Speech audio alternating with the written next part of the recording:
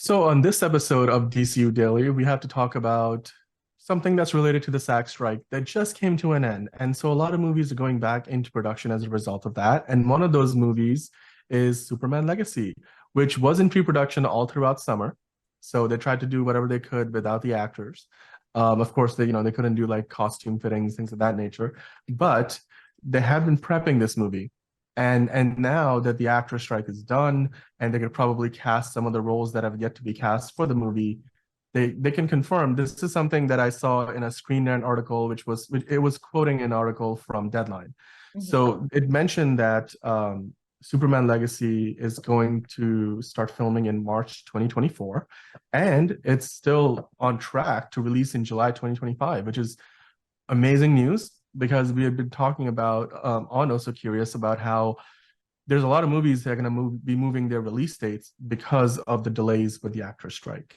So to see that this movie is still on track to make its original release date, granted it's 2025, so still a ways off, I think that's a great thing. Like, Angelina, what do you think? Yeah, no, I mean, I'm super excited. We had just sort of gotten this casting announcement. We had talked through it on the show, and then the strike happened.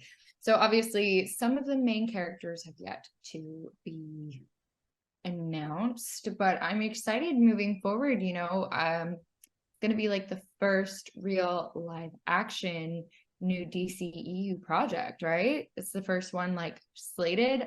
We have obviously Creature Commandos, but this is going to be the first like live action sort of Superman reboot. It is. It's gonna be the first it's gonna be the first live action movie in the new DCU period. And it's a movie that a lot of people have been anticipating for quite some time. And by quite some time, I mean like a year. So they've only really We've actually announced been it a year waiting for ago. the DCU reboot for a while. When was that announced? Like over a year ago? A little over. I think it was like Yeah. late fall. It was around the time Black Adam was still in theaters. So it was like late, So crazy. I want to say We kind of late, knew something was coming, right? Like it didn't, right. it wasn't, something was off. How are we going to fix it, DC? It's this is a movie that I think a lot of people are either gonna love or they're gonna hate because like there's still a part of me that wants to have Henry Cavill be back in the role of Superman. But I'm looking forward to seeing what David Cornsweet does, and as well as Rachel Brosnahan, what she does with Lois Lane. And I'm glad that James Gunn has been able to keep the production running and do whatever prep work they could do while the actors and the writers were on strike. Of course, stuff like costume fittings, as I mentioned, is probably something they couldn't do until now that the actor strike is over. But it's good to know that at a time when a lot of big tent poles are moving their release dates, they're going to take this movie into production in March when I think they probably were originally scheduled to do anyway. And then they'll still be able to bring this to theaters in July 2025. The other piece of news that this article that I was reading in Screen Rant, and again, it's something that it was quoting a Deadline article originally, but it talked about also Batman: The Brave and the Bold, and that movie, which is being directed by Andy Muschietti, who of course is the director of the It franchise, which is going to be relevant in a few seconds. But more recently he did The Flash, so he's already been in the DC playbox. Um, Now he gets to direct a Batman movie, but because he directed all those It movies, he's now got a series called Welcome to Derry, which is a prequel to the It films that's being developed and worked on for Max. So Andy Muschietti is currently working on that, and as a result of that, all the prep work and development work on Batman: The Brave and the Bold, which is going to be the first Batman movie in this new DCU. It's chugging along, but it's really not quite as far along as you'd expect it to be. So I don't actually know if they even have an official release date for that movie, and even if there is one, it's likely still like ways off, like it's farther away. So that movie, it either is going to get delayed or it's going to get dated for 2026 maybe or late 2025. And it looks like right now, Andy Muschietti is just going to focus on finishing his work with Welcome to Derry before he moves on to working on Batman: The Brave and the Bold. But yeah, Superman Legacy is on track, which is great to see. One of the things that I was actually going to ask you is, which movie are you more excited about? Are you excited to see the new iteration of Batman in this DCU, Angelina, or are you more excited about the new I Superman think in this I've seen DCU? so many iterations of Batman in the last like what 10 years of my life that I can wait another year. I'm a little I don't know. I just obviously a lot of the iterations we've seen as Batman are not all DC related, not like part of the DC universe, but it is still an overwhelming amount of Batman iterations I have seen in my time. Five, five Batmans, four, just in my like general. And obviously, there's like 30 iterations of Batman in its lifetime. I can wait. I'm good. I'm more excited about Superman Legacy. And also just to see how Rachel Brosnahan plays it out. As I said, I love her as an actress. I don't know if she was the right casting for this. I'm intrigued to see how it goes.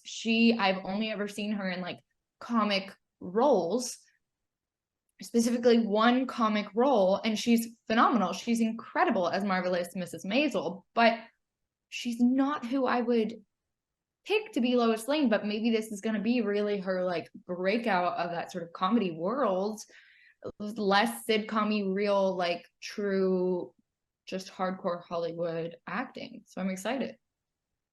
I definitely could see where James Gunn is going with this casting Mhm. because when you look at like who was cast in, I'm for some reason forgetting the name of the Lois Lane from the Christopher Reeves movies, but I think like if I think James Gunn is going for that kind of like take on Lois Lane, spunky, really like sure of herself, and somebody who is a fantastic journalist, but also could be, that emotional rock for Superman, this godlike being that probably has a hard time relating to a lot of people around him because he is so, different. But at the same time, somebody like Lois Lane, who's a very strong woman herself, can help ground him and also is a fantastic journalist in her own right. I think while Lois Lane that we saw in Man of Steel with Amy Adams playing the character, I think her take was amazing. I think it's probably one of the better takes we have seen in quite some time.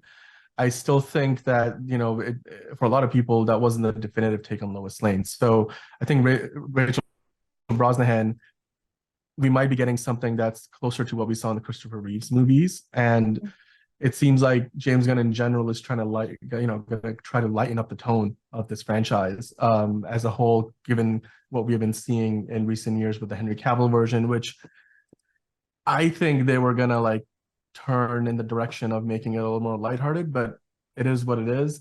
And the DCU, it looks like it can finally, Yeah. basically open up its wings and start flying because not only do you have James Gunn directing Superman Legacy, you have James Mangold directing Swamp Thing, and James Gunn we know is going to go on to do Peacemaker season 2 after he's done with Superman Legacy. James Wan might do more stuff. He's currently working on Aquaman 2, and then Andy Muschietti, of course, we've got him directing the Batman movie, and then Angel Manuel Soto, who directed Blue Beetle. He recently had comments about like seeing that his Blue Beetle with Joel Duenya in the role is going to transition into the new DCU. I'd love to see, Manuel Soto like come back and direct more Blue Beetle movies or TV series for Max maybe. So I'm excited to see that now we can start seeing more casting announcements happening. There were rumors, of course, that Lobo, which might be played by Jason Momoa, might be in this movie, Superman Legacy, that is. They haven't cast Lex Luthor yet. So now all of that casting that paused, in addition to, of course, prepping for production in March of 2024, they could probably start signing those deals that got put on hold when the actors went on strike.